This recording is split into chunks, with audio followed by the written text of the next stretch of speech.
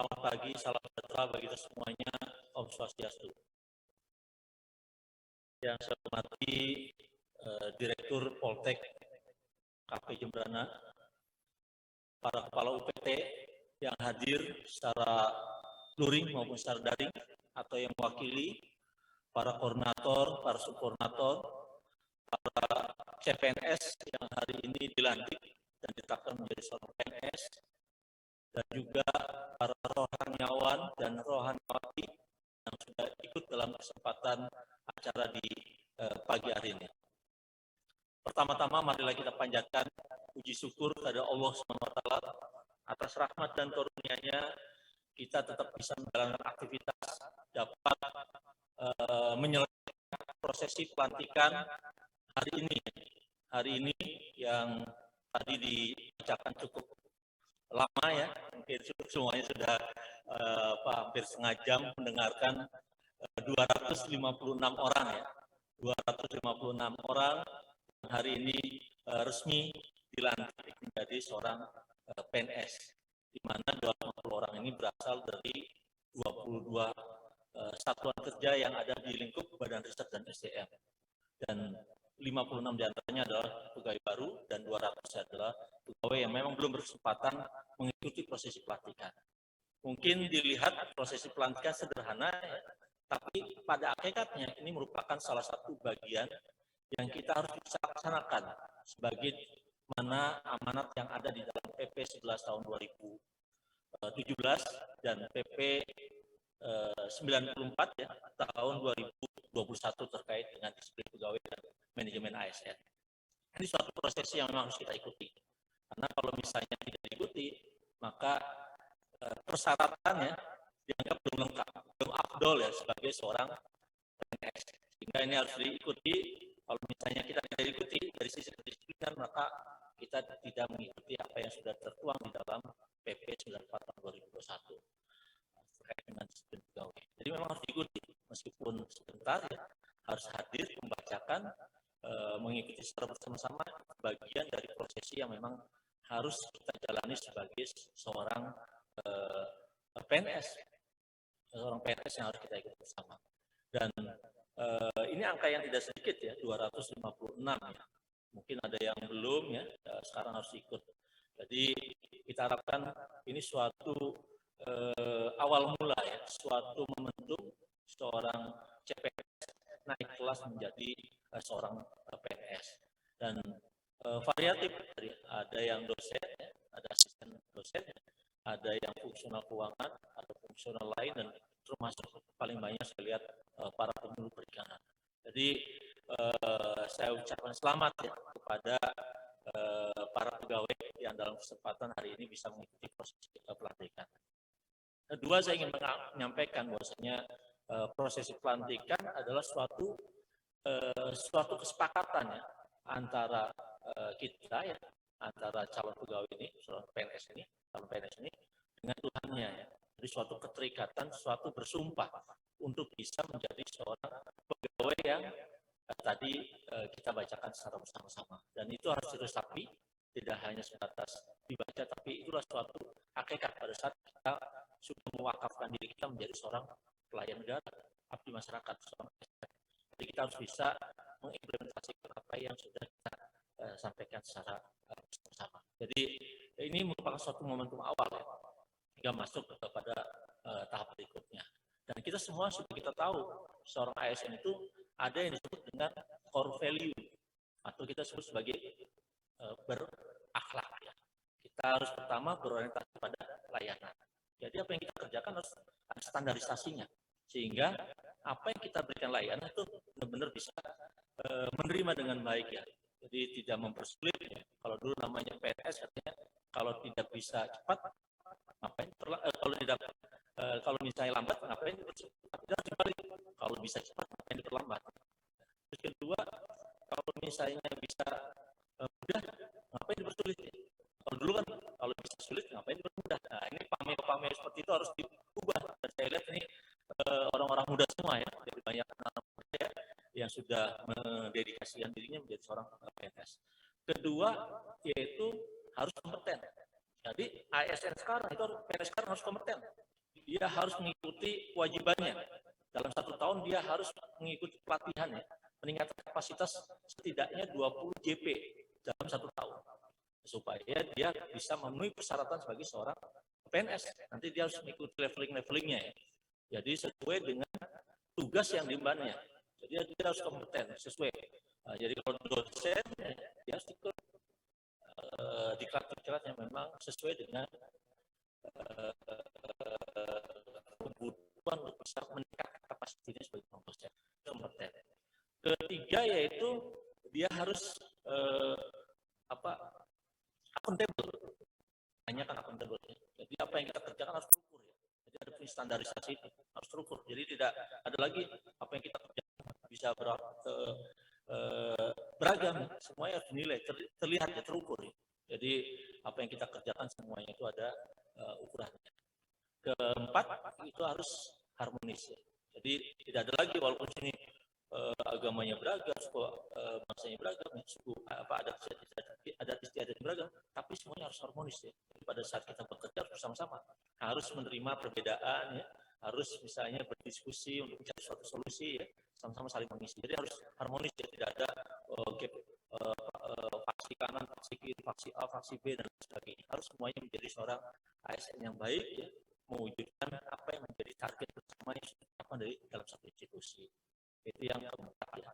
Terus kelima, setelah harmonis dia harus loyal ya, loyal terhadap Pancasila, undang-undang ya, kepada negara ya, harus didasarkan dari institusinya ya, membawa sesuatu yang dirahasiakan harus dijaga ya dengan baik sebagai suatu amanat yang harus diberikan atau dipegang seorang ASN, baik itu yang ada di ruangan ataupun di lapangan ya, sebagai penyuluh dia tetap bisa menjaga kerahasiaan.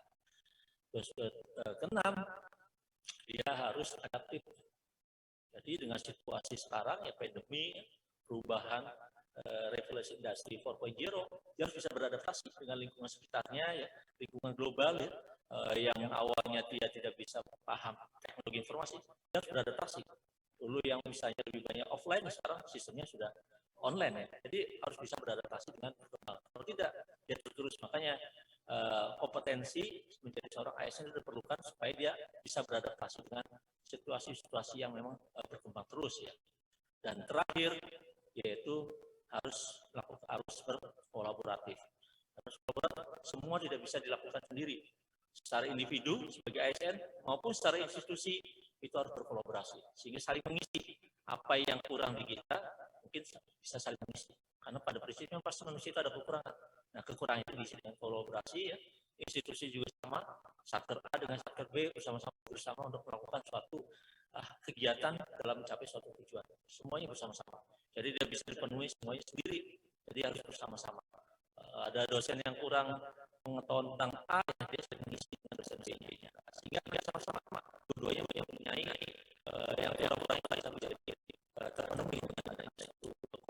Jadi prinsip atau portfolio yang ada di dalam ASN yang sudah ditetapkan Presiden 21 Juli 2021 yang baru itu benar-benar bisa diimplementasi. Jadi benar-benar bisa diterapkan dalam pelaksanaan aktivitas. Nah, ini pun sama karena kita memberikan punya disebut-sebutkan terus.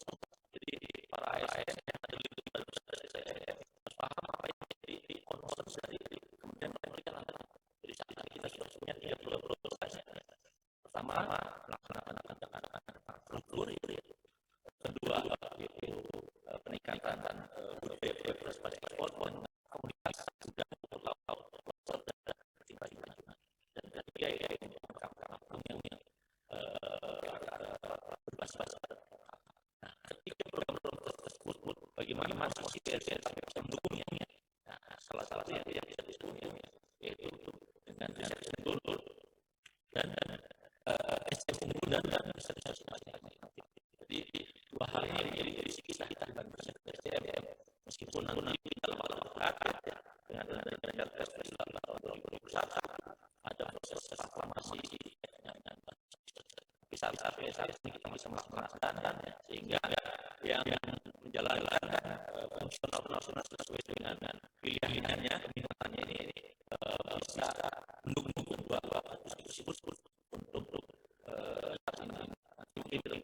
transformasi fungsinya menjadi satu, fungsinya pada manusia.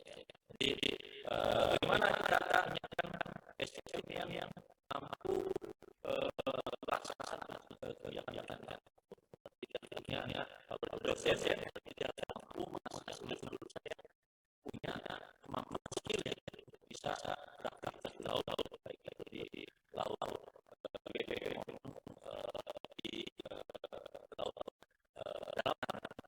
Kedua budaya skill budaya olah dan lain sebagainya. Jadi fungsinya bagaimana kita menyiapkan penyuluh juga melakukan pendampingan sehingga kegiatan masyarakat itu dari sisi aspek produktivitas dan aspek lembaga bisa kita tingkatkan.